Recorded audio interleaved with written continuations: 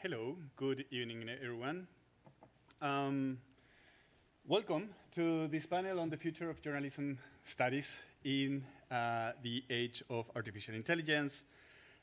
We have prepared for you a really interesting panel with great experts that I'm going to introduce in a second. But I also wanted to tell you about the dynamic that we thought it could be interesting for today. So what we're going to do is first a 5-minute proposition, each of us, kind of a couple of ideas that do not necessarily need to be fully cooked, fully fleshed out, just a couple of ideas that could spark the conversation and the debate with all of you. So after these 5-minute propositions, we're going to have a couple of questions between us, but I really want to open the floor to you as soon as possible. So if you do have any questions, please raise your hand, and then a mic will arrive to you eventually. So again, thank you very much for being here. Let me introduce our panel. So Seth Lewis is a professor, director of journalism, and the founding holder of the Charlie Papet Chair in Emerging Media in the School of Journalism and Communications at the University of Oregon. Natalie Helberger is professor of information law at the University of Amsterdam and a member of the board of directors of the UAS Institute for Information Law, also the director of the AI Media and Democracy Lab. And then we also have Nicolas Matthijs, who is a postdoctoral researcher at the University of Amsterdam.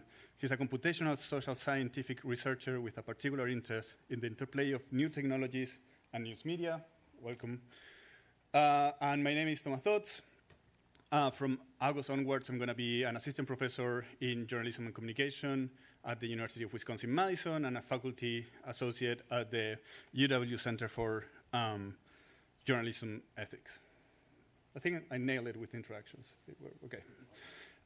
So now to the fun part. Let me start with my proposition for today. My proposition is that journalism is undergoing what we might call an AI turn, and for once, hype might be a good ally here. So like the emotional turn or the audience turn before, the AI turn in journalism is not just a shift in the tools that journalists are using, but actually in the infrastructures, the epistemologies, and the labor conditions of journalism. However, as I look around at both how journalism and journalism studies are responding to this moment, one thing is clear. We are caught in a cycle of hype. AI is being celebrated as transformative, as revolutionary, even as an existential threat. There is people saying that AI is omnipresent and unavoidable all at the same time. There's a breathlessness to this conversation and the narratives about artificial intelligence, a sense that if you're not using artificial intelligence today, you're kind of already behind.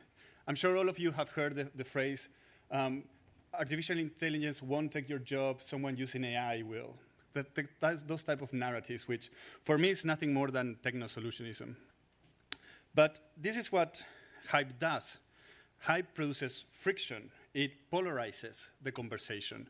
It creates a binary in which journalists are either adopters or skeptics.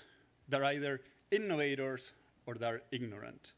But funny enough, my research shows that this friction, like this nonsense, is making journalists approach AI from a position of resistance and refusal, rather than embracing it blindly like perhaps they have done with previous technologies in the past. Not because journalists are anti-technology, but because hype has presented AI as such a threat to their professional authority that journalists have a sense, and rightly so, that there is something being imposed on their work without sufficient reflection. And there is something beautiful about refusal. Refusal is not necessarily the end of a conversation. Refusal can be the beginning of a new type of conversation where journalists confront these tech companies and say, well, we're going to implement these technologies, but we're going to do so in a way that aligns with our values and our ideals. So my point is that we need to help journalists refuse AI and understand AI in their own context and in their own terms. And this does not mean to help journalists create new courses like how to write the perfect AI prompt or anything like that, that we already have seen many. It's about cultivating the institutional support that allows for the responsible appropriation of these technologies. The AI turn in journalism, at the end of the day, means that a lot of the technologies that we see today as kind of revolutionary eventually will become commonplace.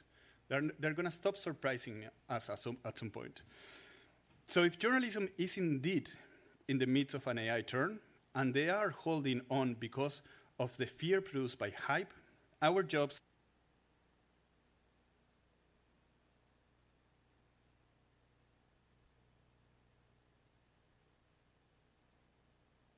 and so that's what we're about to do today. I ended up with a very high note. I don't know if you guys noticed. Thank you very much. Seth Lewis. You can clap. Yeah, I was about to say we should clap. That was excellent. Thanks, Tomas. Thank you for this opportunity. Appreciate you being here, those who are here in person, those online. So, okay. I want to start by talking about a few things that we've learned from some recent studies that we've done about how journalists have reacted to the rise of ChatGPT. And then I'll segue to talking about what I think this means about how we study this question, this phenomenon of what AI is doing to transform journalism today. So first, working with a computational linguist, we analyzed 1 million tweets. We had, I don't know, X posts, whatever you want to call them today. These were posts that were made in the 2 months prior to November 30th, 2022, the day when ChatGPT was launched publicly. And as you may recall, it, within a week, had millions of users. Within a month, had 100 million users. It was faster to that 100 million user mark than any other consumer technology in history. And so it had a lot of attention. Of course, journalists did a lot of writing about it and posting about it on social media. And so what we had was, because we had access to a full corpus, all tweets that were publicly available, we were able to then isolate a journalist sample and look at how those journalists posted in the period before and after, and focus on social media. What we've been doing lately in the work of computational linguistics is to study emotion at scale. How can you look at the ways that emotion is expressed through social media posts? And so in this case, analyzing what journalists said, we could actually parse out, essentially, are journalists more or less positive after, because of the launch of ChatGPT. And when controlling for a whole series of factors, including holiday words and all the other things you need to account for, we found that on balance, journalists were more positive, not less positive, actually, and demonstrably so, surprisingly so, perhaps. Because I think many people would assume that journalists would be quite concerned and even scared about what AI would mean for their work. Interestingly, we also had a separate team, we had a separate study going on where we looked more qualitatively at how journalists were responding both in what they wrote in news publications and what they wrote sort of to each other in the trade press. And then additionally, we added to that a series of interviews with journalists to ask them kind of more concretely how they felt about generative AI. And what was striking was, of course, AI poses what we call an epistemic crisis, an epistemic threat. It, of course, challenges the epistemology or the knowledge making that is involved in journalism, because it can, perceivably create human-sounding text that looks and feels and sounds a lot like journalism. And so, how would journalists respond to that? How would they engage with it, and what would they do with it? But generally, rather than being an epistemic threat, we found that on balance, journalists seem to reframe it as an epistemic opportunity, a chance to kind of reassert their authority rather than automatically have it undermined. So looking at those reactions, I've been kind of puzzling on this question: why do we see this level of positivity? I just have a couple thoughts to share about that. One is that I think journalists, like a lot of other knowledge workers, recognize that there's an opportunity to offload onto AI a lot of routine, monotonous tasks that we would all rather not have to deal with. And so we are seeing this happen more and more in knowledge work. And there's a concept that is coming out called dark leisure that points to ways in which people, let's say previously they had to spend 30 hours a week on a particular set of tasks, but now it might be done in 20 hours a week. But they don't necessarily need to tell their employer. they can pocket the difference. They can essentially have a little better quality of life, a little more time to themselves. And I think it's called dark leisure because it's done more on the sly, it's done under the table. But of course, eventually employers will probably become wise to this. But for now, we're seeing this kind of interesting moment in which employees are figuring out how to use AI to save themselves time. Could that be the case with journalists too? But what do we need to be concerned about with that? Nicholas Carr this week had a very interesting post where he argues that what we know from the history of automation is that three things tend to happen when it comes to skill. That as we automate things, one's skill in the activity might grow. We see this, for example, with calculators. It certainly didn't do anything to diminish mathematics. It helped us improve with mathematics. The skill in the activity can atrophy, as you might see with pilots. As more and more training is done through and use of autopilot grows, pilots are seeing their skills fade when it comes to manually controlling an aircraft. The third is the most concerning, and that is that the skill in an activity may never develop at all. And so we're seeing that potentially today with education. His argument is that we should be less concerned that students are using AI to cheat, and we should be more concerned that AI is cheating students out of education. The question then I think it stands for journalism, to what extent might a similar process be playing out? And if so, how would we study that? I think my 5 minutes is up, so I'll leave it there. Maybe in the question and answer, we can talk about some things that we're further exploring, trying to make sense of what generative AI means as it more fully slides into the role of creator and communicator. It steps into a role that we have assumed to be distinctly human, that we've associated that is inherently journalistic and human, and that of the creator of original content. And that poses lots of interesting normative and philosophical and ontological questions to explore. Thanks.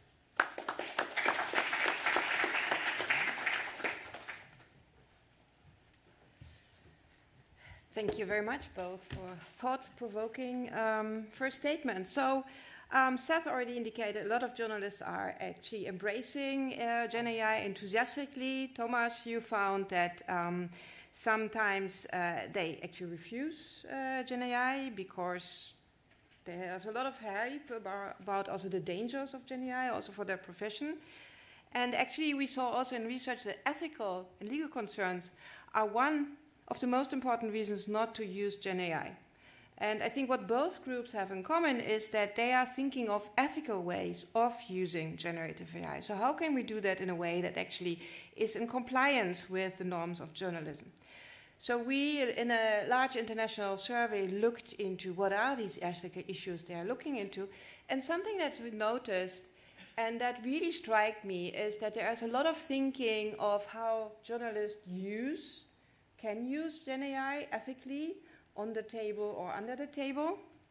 But there's actually and so there are considerations about transparency. You need to be transparent when you use the technology. You need to make sure that you check the output, human oversight. But actually, they're really, really uncritical about the kinds of technology they're using. And if you follow a bit the Gen AI debate, there are responsible choices to be made. So we hear a lot about that large language models are trained on content that has actually been stolen from media organizations. We hear concerns about bias. We know that some of these systems are not very respectful for user privacy, that they're not fact-checked.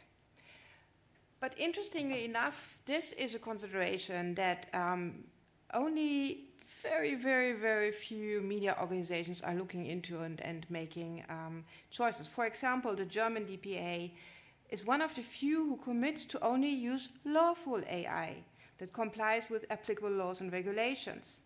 And the Bayerischer Rundfunk is one of the few that actually checks the technology they're using, if it's responsible. They audit their performance and also understand the limitations.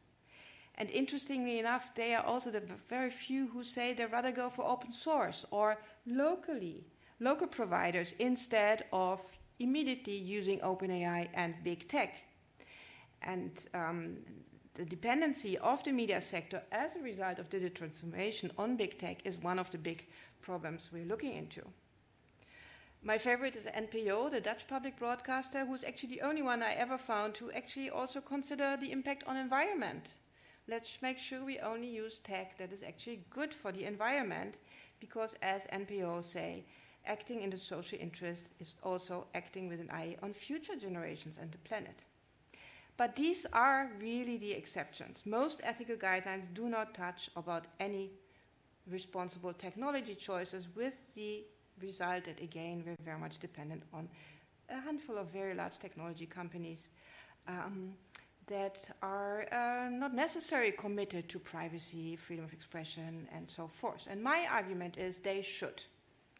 The WRR, the Wetenschappelijk Raad voor Regeringsbeleid, characterized the democratic role of the media as providing infrastructures of public spaces. So really the role of the media to connect you, citizens, stakeholders, politicians, companies, with information, and the information that we all need to make sense of the world and responsible decision. And this is impossible without the technology. So in that respect, the media really also helps not only to create our information system, but also the future technologies that we all use to have access to content.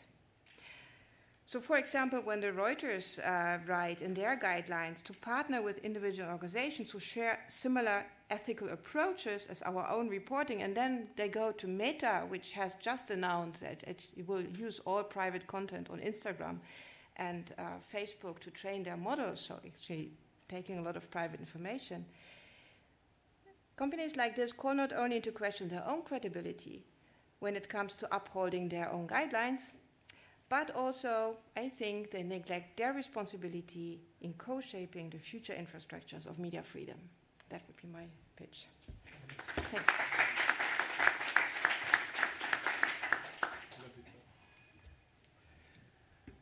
All right, one statement to go. Thanks a lot for having me. Thanks for these thought-provoking openings. Lots to discuss there, but I think so far we've heard a lot about what AI does to journalism, how journalists use it, and what it means that they use it. For my opening statement, I want to pay a bit more attention to the brackets in the title. So not only talking about what AI does to journalism, but also a bit thinking about what do the changes that AI bring mean for research, and how does the context that is changing, how does that affect research? Lots of different angles to get into here, but I try to summarize everything with one sort of provocative statement that I might later regret. And basically I was thinking that my personal feeling is that the advance of AI, but again also what it does to journalism, means that a lot of descriptive research is becoming easier and potentially more interesting maybe also. And at the same time, I think that doing causal research is becoming increasingly hard for a number of reasons. I'll get to that in a second. Basically, where I'm coming from is when you look at journalism studies, there's a couple different methods that people usually use to answer questions that we might have. Those are surveys, interviews, also experiments, and content analysis. Content analysis is interesting because here we see, I think, a really rapid increase of what you can do. There's a lot of cool automated tools that now make it really easy to look at content at scale and compare that. So I think in that way, doing descriptive research is becoming a lot easier. Of course, there's many downsides to using these models. You have to do it correctly. But I think there's a very lively community developing that does really interesting work in this space. There's also an interesting opportunity for experiments here when we think about computational methods, which is digital twins, which is basically an idea. It's a bit of a vague term maybe that is used differently, but basically you use data from people to model them. So kind of, for instance, some colleagues are interested in polarization. What they want to do is run cool field experiments where they let people interact for a longer period of time online. Or they want to simulate a kind of social media environment. And what you can do now is to use, for example, my social media data to simulate an online NIC that then interacts with experimental participants, which I think is quite an exciting opportunity, although, of course, again, for some reasons, also challenging. So much for the exciting stuff. I also think that, so the second part of my statement was that causal research is becoming more difficult. That is a personal observation from me, also linked to the research that I do. What I'm thinking here, or what I'm thinking about here mainly is the omnipresence of personalization. We have that everywhere in our digital lives by now, from personalized ads to personalized shopping suggestions to Netflix recommendations. And I think, and it's also increasingly happening in journalism, of course. At the moment, still more on social media and news aggregators. But yeah, I think personalization will increasingly be a part of journalism as well. And I think that matters dramatically for the kinds of experiments that we would want to design in this space. Traditionally, when you make an experiment, you want to have a very clear stimulus, so one or two things that you change, and everything else should be the same, and then you assign different conditions to people, right? So I did research on news engagement. I was interested in how do you design a news platform, how does that affect what people click on? So I designed a couple news platforms. They looked very similar, had the same content. I changed small things and could then experimentally test what the effects of these changes were. So far, so good, but when you enter, or when you add personalization to the mix here, things suddenly become a lot more complex, because now you have to think about, okay, does it matter that people see the content you're interested in different contexts or in different order? Maybe some people don't see it at all. What does it do to the engagement? So just theoretically speaking, it's kind of hard to already work out the puzzle. And then on top of that, if you do want to implement personalization in an experiment, you also have to make that work, which for someone with a social scientific background is not exactly easy. So I think there's also a greater need here for more interdisciplinary collaborations, which we can maybe talk about more later. But then you also need data to personalize. So personalization is not something you can immediately do without knowing something about people. So just designing a classic experiment, I think, is becoming much harder in this space. And as a final thought, I would like to add that I also think, again, linked to this idea of personalization, to me, personalization is a process. There might be feedback loops, right? People interact with algorithms. These decisions have consequences that might then lead to situations. You get the idea of a feedback loop. These developments happen over time, over longer periods of time. And that is, again, quite difficult to research, because then you need to design experiments that last last a longer time, which is costly to set up, difficult to set up. And at the same time, it's getting harder and harder to work with, for instance, social media companies, or get data from these kinds of platforms where personalization is very prevalent. So I think moving forward, we need to figure out how we can experimentally study personalization in a meaningful way. And I think I'll leave it at that, and then we move on.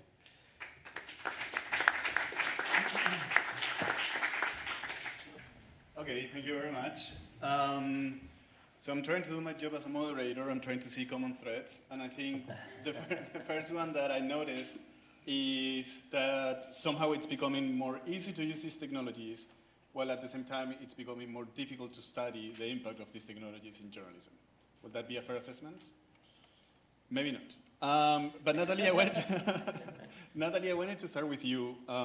You have mentioned before that Europe runs on the clouds of Microsoft and Google, and you have written, if I can quote, "We have decided against investing in a modern online distribution infrastructure and instead opted to use the services of existing platforms because they are more friendly and cheaper and therefore easier."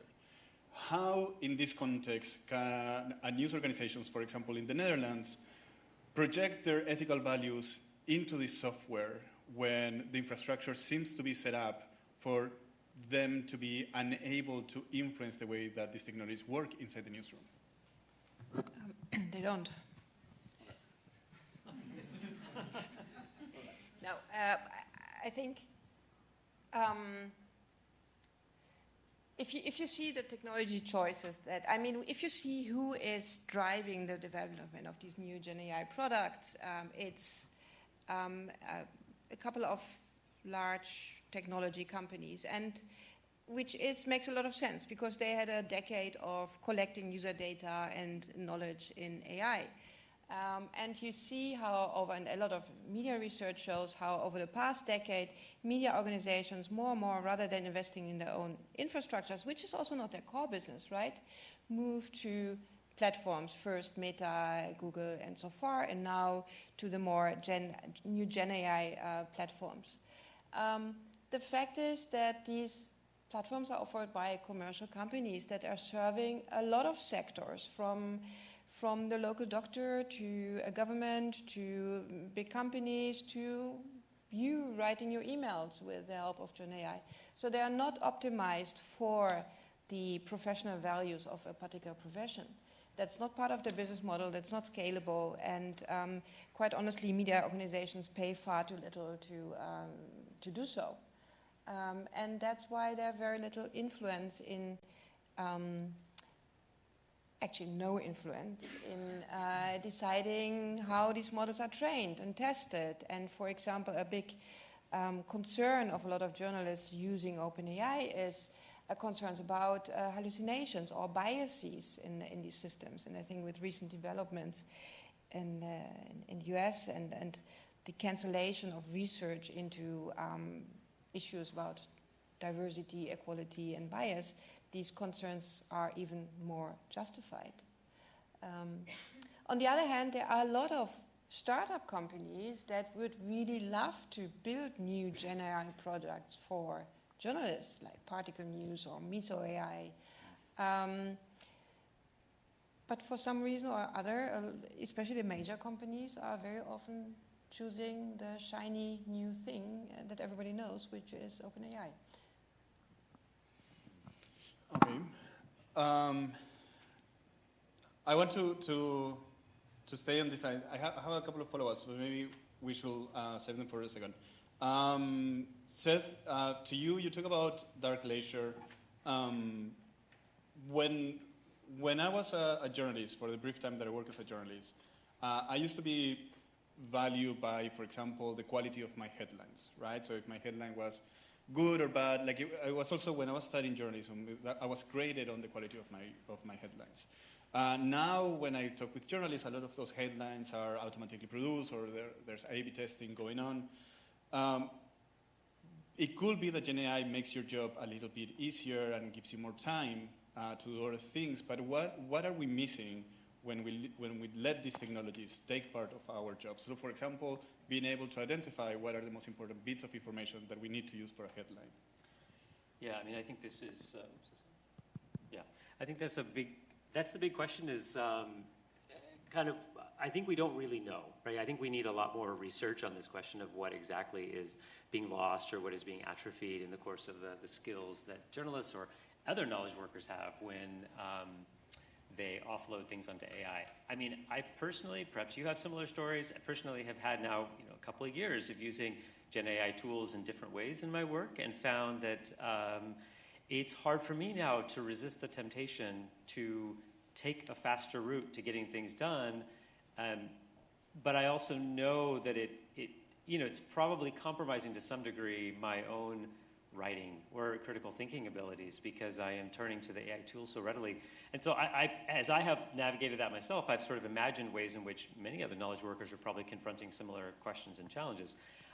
I think it's worth perhaps asking, what really is distinctive about journalism? What is it really supposed to be at bottom? Is the ability to write headlines, is that a fundamentally core journalistic skill or not? And if it's not, well then maybe one way to think about it is we have had automation in news now for decades in different ways. When I entered journalism a long time ago now, about 25 years ago, we were using computers, but there were people I worked with who were even, were from the 1970s and 80s and who talked about how, we don't really know how to set type the way that we once had to do so, right? There's lots of skills that had then since left the building, but I don't really see any ways in which we're concerned about that. So I suppose there's some degree to which we are probably worrying about skill loss that ultimately will have been not all that important, and we're probably not paying attention to other forms of skills that are atrophying that might actually be important. And the difficulty is, how do we tell which is which? And I don't know that there's an easy answer to that, but there are probably ways to try to explore how journalists are actually using the tools, because again, part of the thing we've noticed in looking at studies is that journalists don't always acknowledge that they use the tools because they're not always sure that they're allowed to. This is the same story of students. I mean, this is the same story happening across organizations aplenty.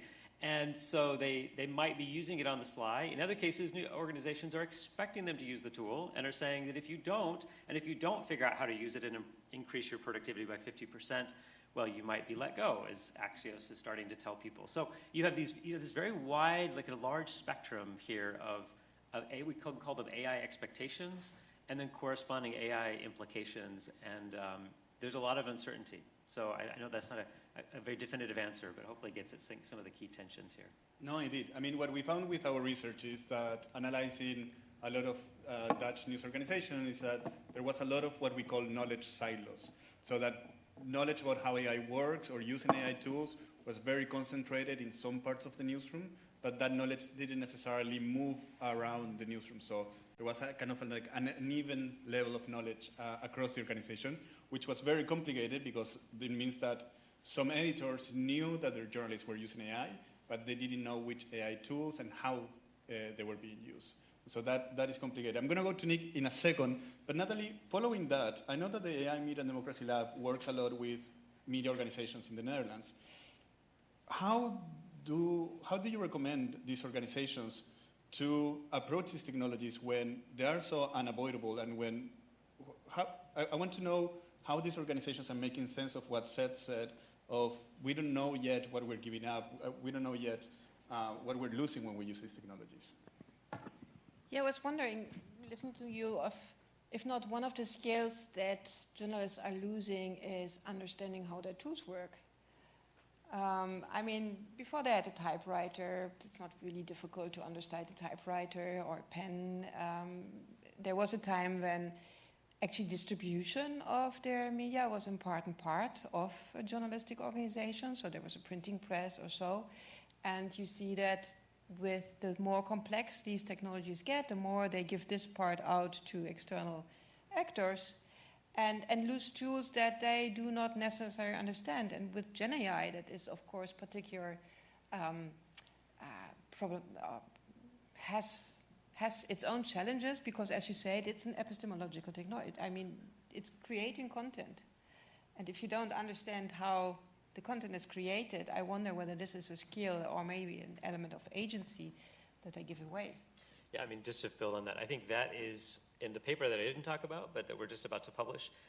It's that question of agency that is at the heart of it, because I do think that, I mean, journalists have suffered a number of setbacks, let's just say, when it comes to the way in which their work makes an impact, has an impact, both in terms of distribution and also in terms of business model or subsidy or funding for it because of platform companies, right? We've seen ways in which platform companies have, in essence, put up a kind of, it's an intermediary that sits in between the news organization and the audience in ways that has complicated that relationship between journalist and audience and has made it more difficult to fund journalism and has also made it more difficult for news to actually reach people and thus make a difference in society.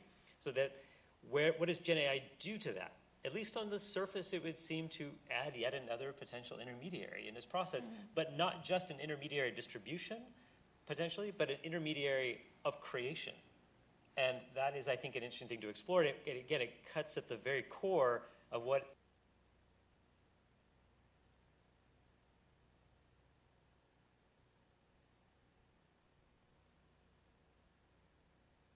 that.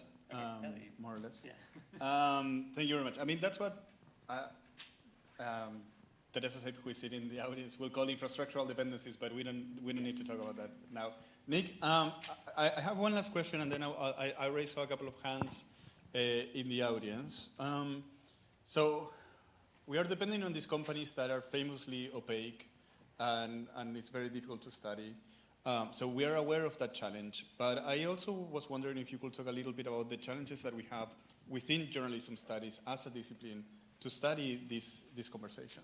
So how can journalism studies approach this? What do we need to do as a field to be able to capture this conversation that we are not perhaps doing at the moment? Yeah. Not even sure if we're not at all doing it at the moment. I think this panel is actually a good example for bringing together people from with different backgrounds, different expertises. That strikes me as something that is immensely valuable for studying AI in journalism. It is, yeah, there are regulatory aspects that are actually really matter here that people have to look into and that it helps as a communication scientist to be aware of. And the same way if, like, some of the things that I did, the more computational experiments, to do them you need people who actually computationally know what they're doing. I can code a little bit, I can to an extent build my own things, but I cannot be a master of all trades, right? So then you have to go out and find people that can program a website or build a platform or build a nice algorithm. All of that is possible, all of that is really exciting. That what I think is challenging here, though, is that this kind of interdisciplinary research, that's something that I academically very much grew up with, is challenging. It is slower, you have to do different kinds of networking, you have to understand what people from different disciplines talk about. I remember many times where we sat in rooms, talked about, use the same words to describe different things, which is funny and frustrating at the same time. But most of all, you need spaces where you can get together. So I think one thing that we definitely have to keep doing is to build interdisciplinary events, workshops, communities, things like the AI Media Democracy Lab, specifically designed to get people to talk together, or IAS more generally at the UWA. There must be countless other examples that I'm not naming here.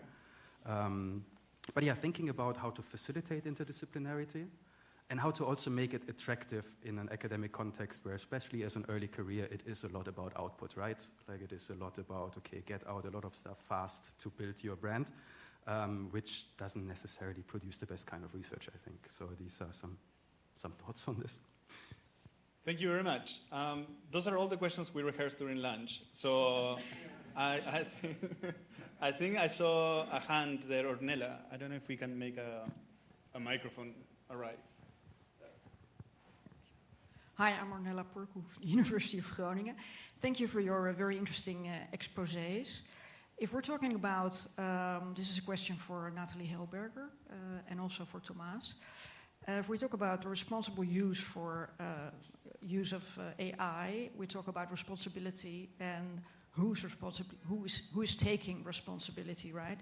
So in what way do you think should news media companies be held accountable by whomever in terms of the use of their ethically responsible AI?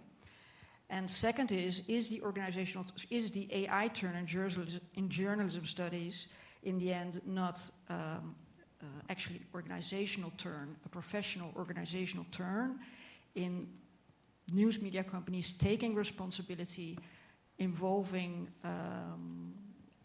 people, moral philosophers, for instance, in their labs, and starting to lead and not to follow. Thank you. Thank you so much. And that is also a nice link to your point about interdisciplinarity. Maybe at first that we see at the moment that in newsrooms a lot of the decisions about technology are made in IT or R&D. And the most successful projects that really try to experiment with responsible AI try to bring together different disciplines and professions, so journalists, editors, marketing, computer science, journalism, and so far. So I think that creating these spaces is not only important in research, but also actually on the ground to make responsible journalism. How to hold journalism accountable? This is a profession that is very strong grounded in self-regulation and with a very strong reason, because we are very suspicious of government regulation of journalism, and rightly so, to avoid any attempts from governments to manipulate or censor journalism. So and that makes the sector also so interesting, because there's a very strong sense of self-responsibility, self-regulation, and being accountable to the public, for example, through being transparent about the way AI is used. And a lot of these ethical guidelines I refer to, one of the key principles is be transparent about when you use AI. The devil is then more in the implementation, because each organization defines transparency in a very different way.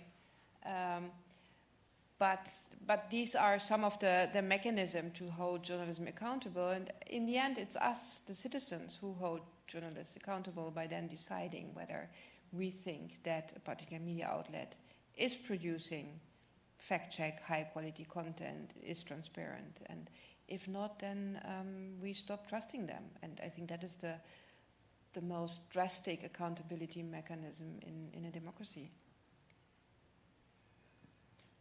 Thank you very much. And I'm going to take the power of the moderator. And Seth, I know that you have a more developed idea of institutional theory with Gen AI. So I'm wondering if you want to take this question.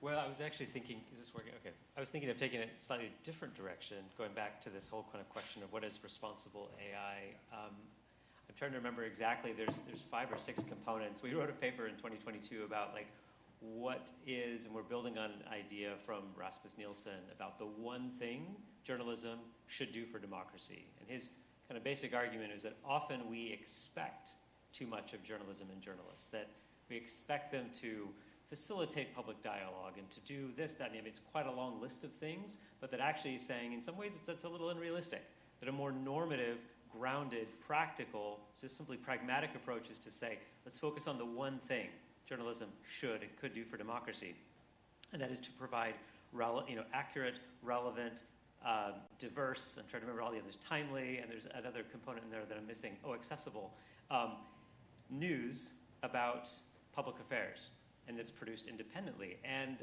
so we adapted that to say, well then, how does that work in the context of AI? So because I still think we need better normative benchmarks to say, if journalism is going to serve, if AI is going to serve journalism's purpose for democracy, then it needs to deliver on making journalism more accurate, not less. Hello hallucinations. It needs to make journalism more accessible, which actually I think it probably can do. Make it more readable, more relevant potentially to people, especially through personalization mechanisms.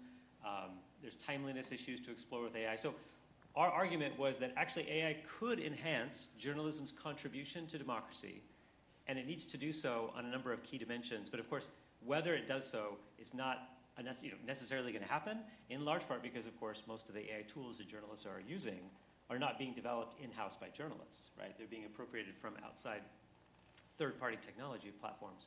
So I think the question is, like, to what extent can we kind of maintain a true north, a kind of North Star for developing AI approaches to journalism that keep a number of key principles, like the ones I've mentioned, at the top of the list? It's kind of prioritizing what you do with AI when you try to do a journalism with AI.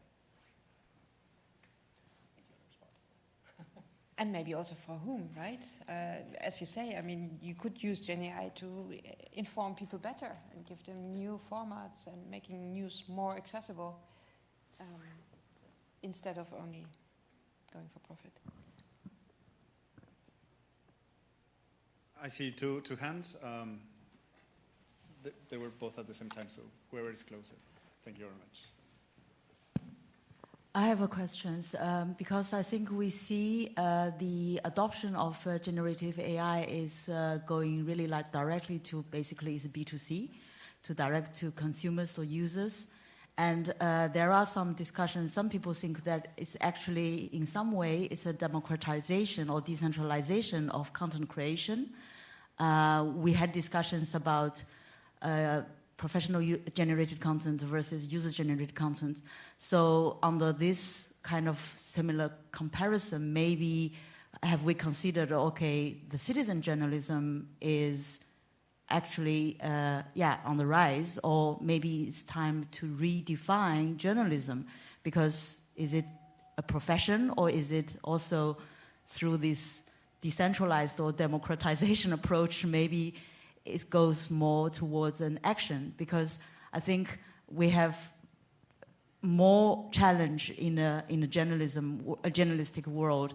I think here in the Netherlands, for example, I used to work in the public media with the budget cutting down again, and then more and more media platforms is becoming a clickbait, and also it's go for like people are really like going for some like shocking title, and then I guess that the whole original kind of essence of journalism is kind of losing its, I don't know, true hearts. Yeah. So maybe the citizen journalism, well, we were talking about who hold accountability. Maybe this is a kind of like a good opportunity to kind of shift from top down to bottom up. Yeah. So I just wonder how do you guys see that? Because we're facing a lot of challenge about business, finance, budget, and it seems like in the past those are some professions, but it becomes a gatekeeper. Yeah, that is really interesting. I'm going to give you the floor in a second to answer that question.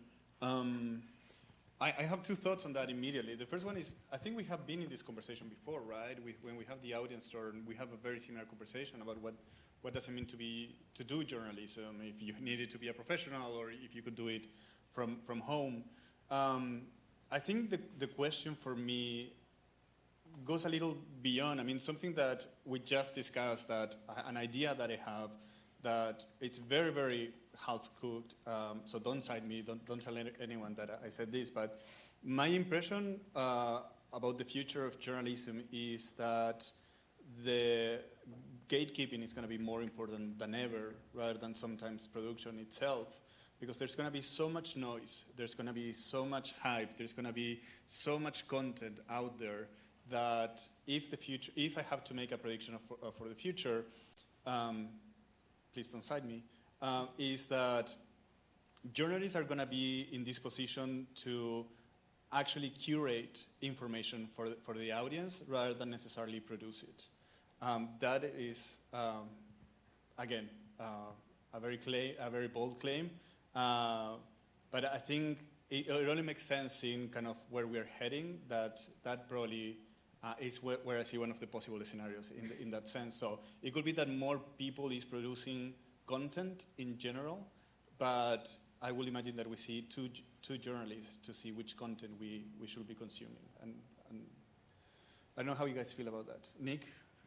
Yeah, very interesting question and a very interesting thought, I guess, related to your point about maybe curating more information. I guess in that sense, branding might also become even more important, not that it's not important already.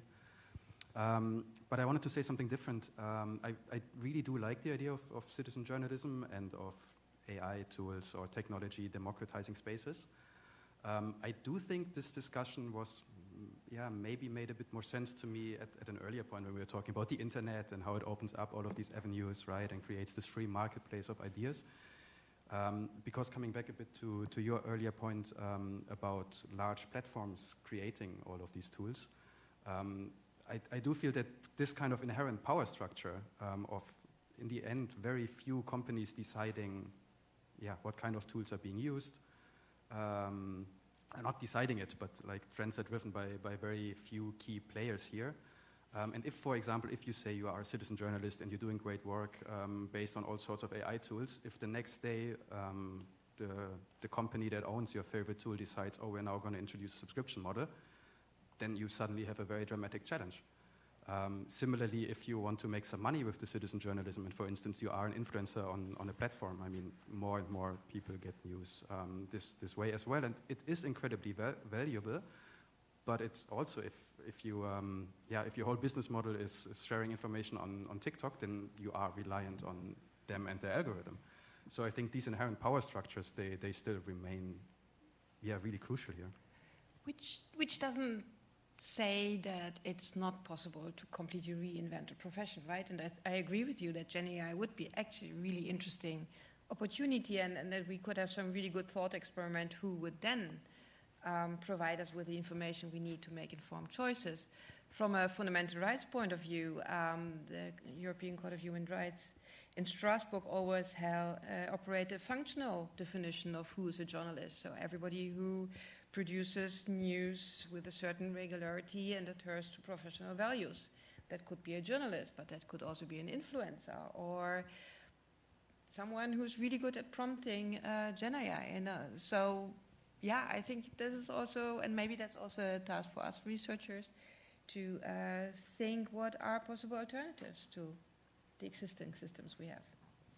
Yeah, maybe just quickly I'll add, this is an interesting question. It's very kind of resonant with ones that we were asking in 2008, 2009, 2010 about bloggers, or maybe even years prior to that, actually, right? So the whole kind of bloggers versus journalists debate has been around, in some form. And it's in a way that debate will never go away. It's just that the actor in that equation, other than journalists, maybe changes. So I think it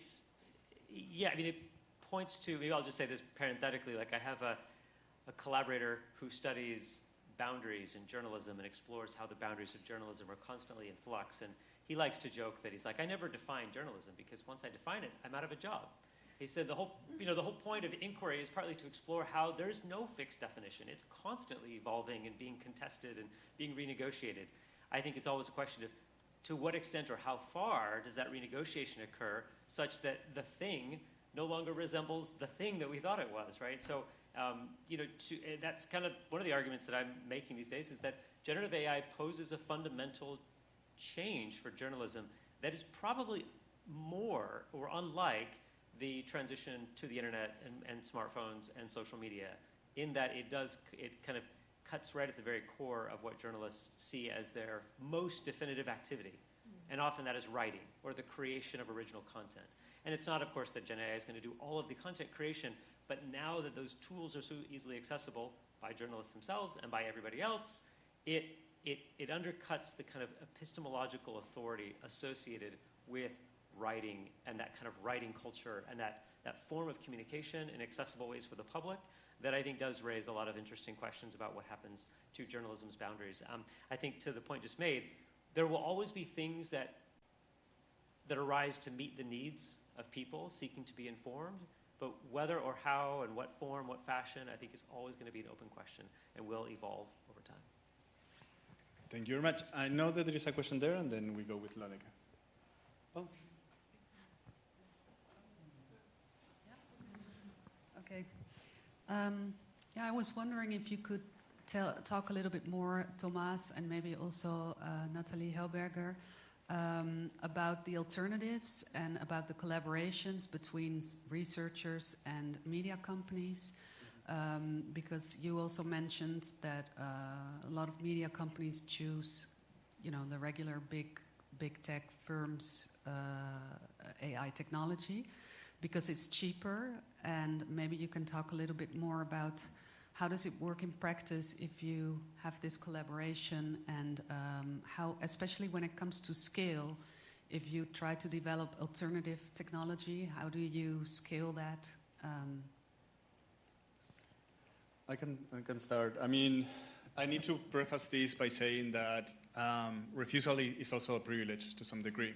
One of the studies that we did with a master's student, we surveyed all the news outlets in South Holland and hyperlocal and local journalists. And what we found was that the first thing that happens when you get bought by a big media conglomerate, is your entire digital infrastructure change, and you start using a system that has audience metrics and some AI tools integrated into your system, and there's very little that you can do to refuse that. And so refusal, in that sense, we need to recognize is a privilege.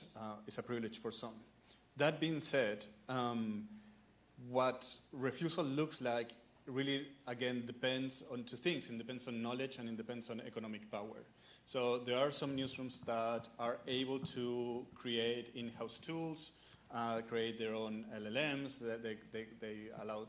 I've been talking with people from the BBC, for example, and they have their own department where they create tools for their journalists based on journalists' needs, which is, again, a privilege. So it's not that journalists choosing whatever tool is available, but actually there are tools tailor-made for the needs and wants that they have, and that is great. But also, you can refuse based on knowledge. So that's also something that we have found when we talk with journalists, is being able to use tools to the degree that you think are beneficial for your organization and in the ways that you feel that are beneficial for your organization. The problem with that, as I mentioned before, with the question of knowledge silos, is that the people that are either using certain tools in ways that align with their ethical values, or people that are designing tools inside the newsroom, is very concentrated in some parts of the newsroom, right? It's particularly tech journalists or journalists that have some tech background. nerds. They call themselves nerds in my interviews. And they are the ones that are creating tools for themselves sometimes, or for kind of their department. And those tools are not necessarily being shared with the rest of the organization, which is very problematic. And so something that we're working now in our research is how do we create knowledge-sharing strategies for the people who already know how to use AI and is kind of refusing it, advise the rest of the organization in doing that. And I think there was a second question for Natalie as well. Yeah, thank you. Great question. And I think, as you already say, often it boils down to skills because, for example, in Hugging Face, it's an open source repository. You have a growing number of models that are pre-trained and could be further trained with media content. But you need to know how to do that. So we see that also what we see in the lab is that a lot of innovation projects also really depend on who are the people in an organization and sometimes also how is this organization organized. And some of the most innovative innovation projects are not even necessary in the large companies, but in smaller newsrooms where the editors talk to the IT people who also does law, which is not how it should be, but still, and the journalists. And then they see what do we need and what can we build to solve these needs. And I think that is that is something important. What a big obstacle often is actually the visibility of alternative tools. Because we all know OpenAI, right? So if you think GenAI, probably the first thing you will do is using ChatGPT, or if you have a Microsoft computer, you go to Copilot. But there are a lot of tools out there, and increasingly there are repositories and websites that try to list all these tools so that journalists could actually have a choice. So I think there are many ways to do that. And of course, and again, I also really see a task for research here, to help build these skills. So, for example, we at the moment in the project work with a smaller regional broadcaster in training an LLM to be more mindful of biases and more responsive to different parts of the population. And there are also some argue that here might be, for example, a role also for public service broadcasting. In Switzerland, yesterday was a paper published from the media regulator making that point that maybe there is a role of public service in investing also in technological innovation and sharing that knowledge with other which of course requires that you also fund them and not cut their funds. Yeah, indeed. The problem with visibility is that it very much depends on knowledge, right? So in my research, I found journalists in a Dutch newsroom using a lot of codes from GitHub, which is this code sharing platform. It was kind of semi-illegal sometimes because they were using for open source investigations. They were creating their own facial recognition tool, which the editor had no idea that they were doing, for example. So that's the type of silos that I'm talking about. I think Lonneke has a question. Well, I think no, otherwise online well, they cannot I had a hear. question, but I think you already answered it because it was in response to what you said about the core business of journalism being writing. But then I thought, okay, there's also the niche of investigations, right? And then AI is, I mean, there are a lot of experiments with using AI for investigations that you cannot really do on a manual basis. And I wanted to hear more about that, but then I think Thomas already brought it in. I mean, with one of my master's students this year, I point to the audience because there's two master students here. When one of my master students, what we're doing is mapping all the people that is called open source investigator inside the newsrooms that are using some AI tools to some degree. And the problem is that there has been a huge clash as well, right? Because again, newsrooms are aware that they need to bring this profile into the room, but there is a clash of cultures there where you bring these people, but then you expect them to adapt to your organizational values and cultures. even though these people, especially OSINTers, have been working with AI tools for a long time, and so they don't know how necessarily to adapt, and they feel very constrained. So, for example, one of the OSINTers that we interview, their biggest challenge was that they felt very constrained by NOS, in particular, kind of time constraints. So the time that they have to present their stories, or the culture about like supervision of AI. So they felt kind of very unsupervised by their editors, for example. So that's kind of complicated. Is there any more questions? Here, Nor.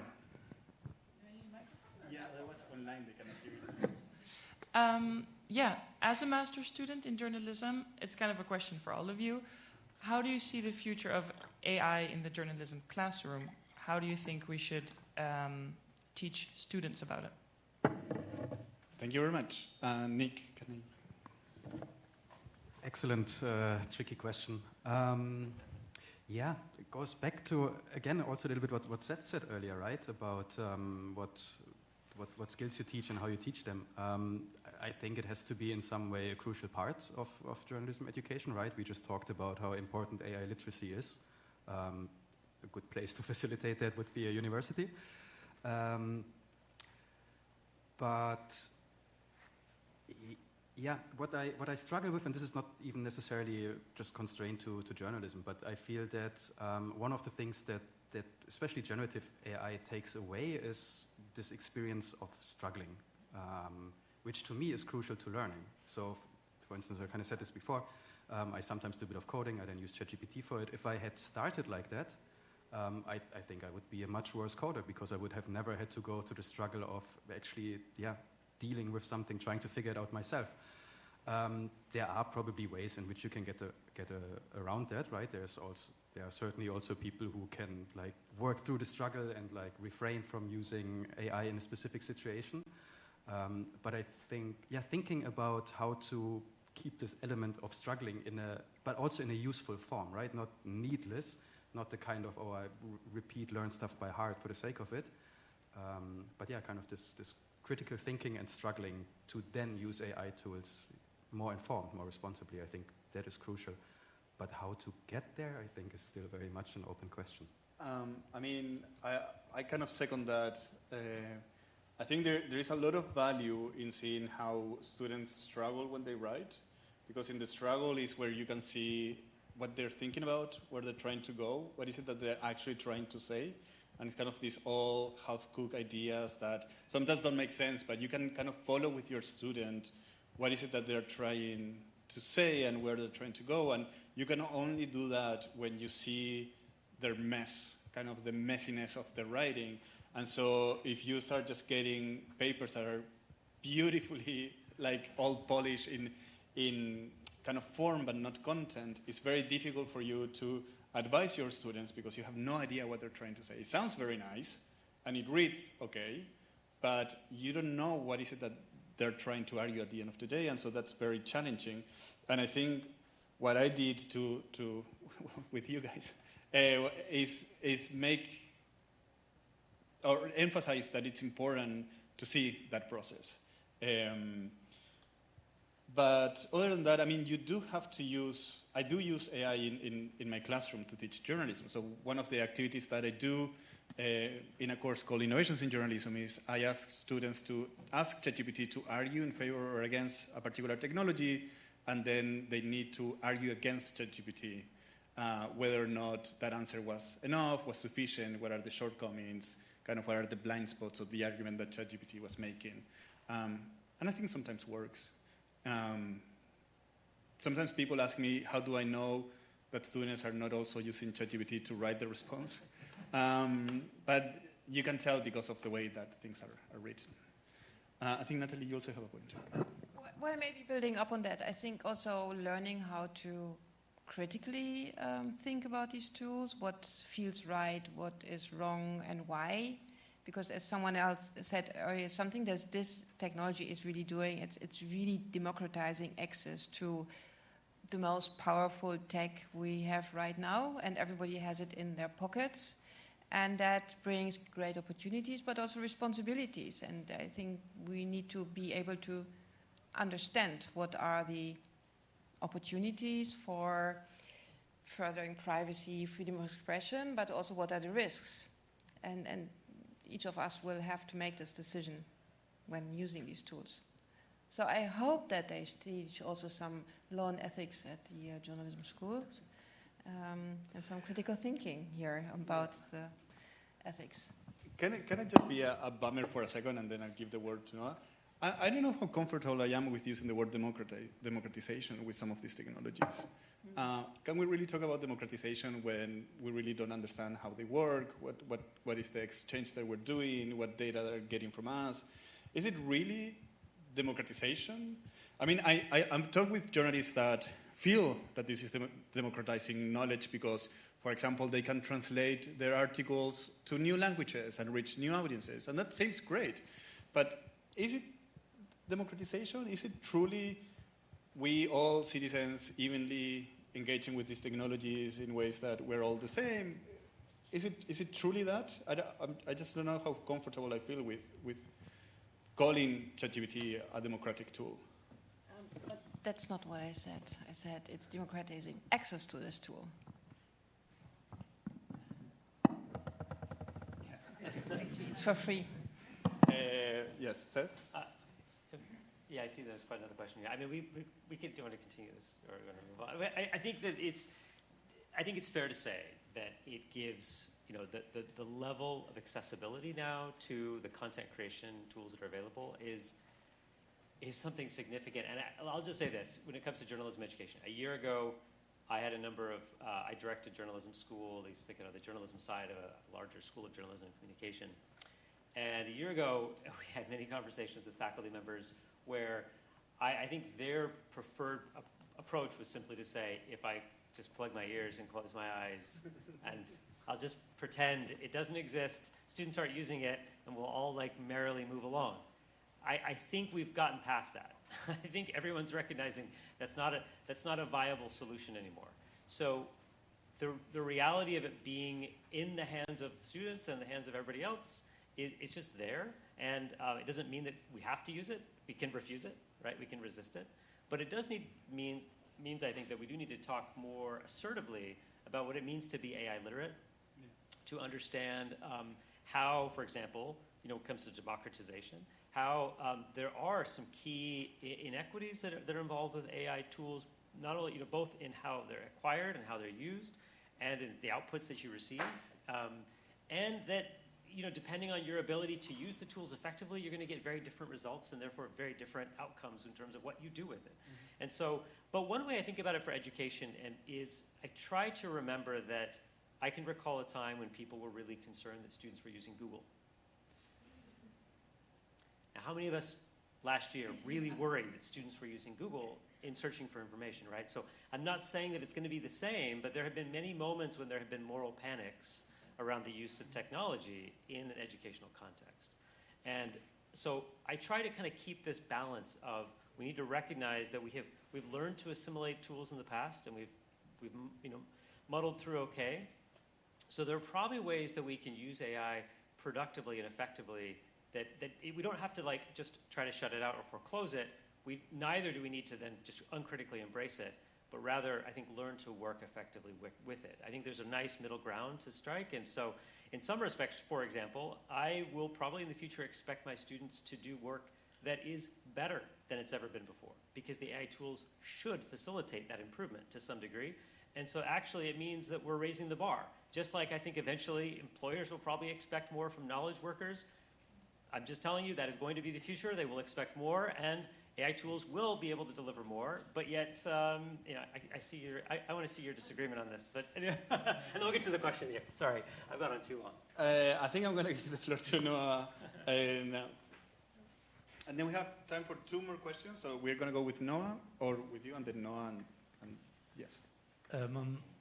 Isn't it so that the future of journalism is under attack by AI? When I open my AI app on my phone, I already see a ticker line running with headlines, and it shouldn't be too difficult to attach a story to that headline generated by JEI. Mm-hmm.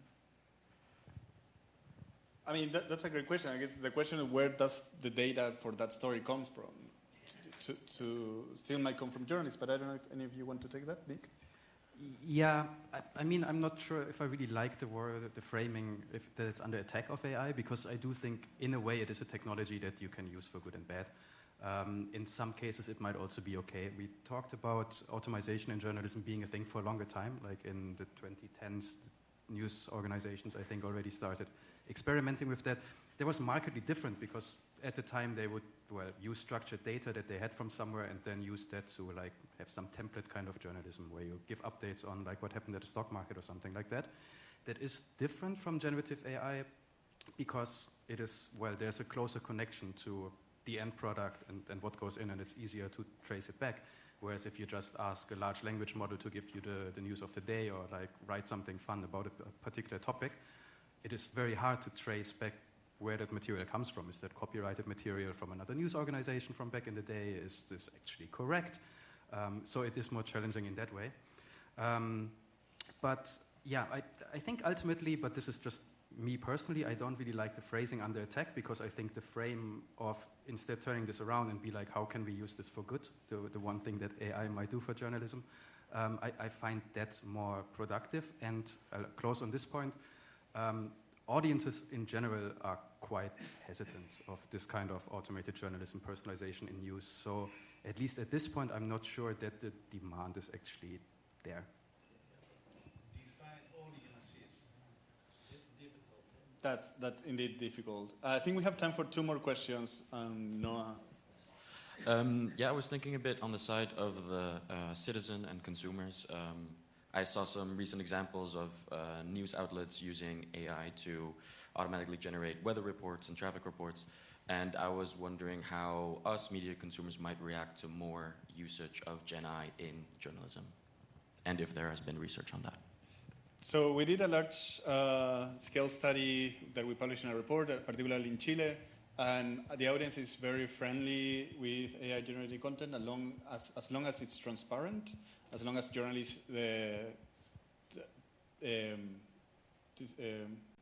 disclaim that, I forgot the word, disclaim that they have used these technologies. There's also something that is politically associated, so audiences who have already a good perception of journalism tend to believe that AI will improve journalism. Audiences who have a bad perception of journalism tend to believe that AI will make journalism worse. So the perception of audiences to AI is very much related to their own kind of political stance already towards journalism. But in general, they're okay to consume AI-assisted journalism rather than fully generated news stories in that sense. That's what we know so far from studies, and I think Sebastián Valenzuela from the Catholic University of Chile has also found similar results. Do you guys want to add something? No, they are sometimes less willing to pay. They are sometimes less willing to pay for AI-generated content. That's an interesting point as well. And less trusting. Less trusting as well.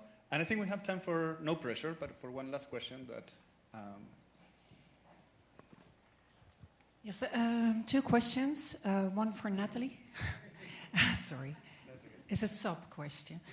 Natalie, I'm wondering how you see, if you see, say, a democratic access to the tool, and you say, yeah, well, it's for free. Well, we know, is it for free in relation to data? So I'm more or less a bit surprised by this. And the second one is, yes, you say that the expectation will become higher. So in relation to the multidisciplinary research that should be done, where's the role for the psychologist because of the pressure this will give to the journalists as well, and the stress test related to journalists and having to assess all the ethical fundamental rights while they have a deadline? Well, thanks, Aniel, a lot. And it was a satirical for free, and you perfectly right. So all of you who want to use ChatGPT and give prompts in, read the fine print, because what is written there is that in the free version, OpenAI reserves the right to use all the content that you feed in it, to train their systems. And you have no clue where it's stored. Yeah.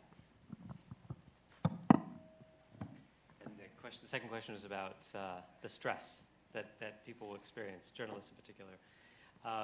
Yeah, I mean, I guess it's just a prediction that these technologies clearly are designed to augment and accelerate. And so I think that, you know, we can debate whether that's a good thing, obviously, but the fact is that they will probably, you know, compel more production, and so probably a growing requirement.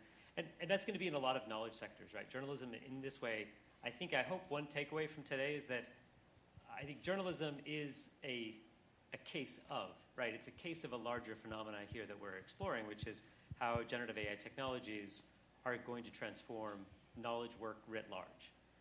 And previous forms of automation have been primarily oriented in kind of areas that are more, say, manufacturing oriented, more about goods, and increasingly it'll be about services. It'll be about knowledge creation and so on and so forth. So that is going to create some additional stress, but I think it's also going to be one that plays out differently in different domains. And it'll be fascinating to watch to what extent, let's say, regulatory boundary, you know, barriers or organizational considerations or professional, institutional parameters, how all of those kind of social and political and policy-related forces might, you know, come to bear on the extent to which the bar is raised and in what form for each and every form of knowledge work in society. Well, thank you so much, Seth Lewis, Natalie Hellberger, Nicolas Matisse. Thank you so much to all of you for coming. Again, if you want, you can clap. I saw some claps already.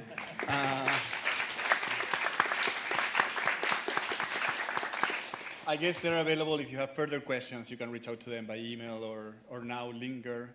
Thank you so much, all of you, for coming, and I hope to see you soon again.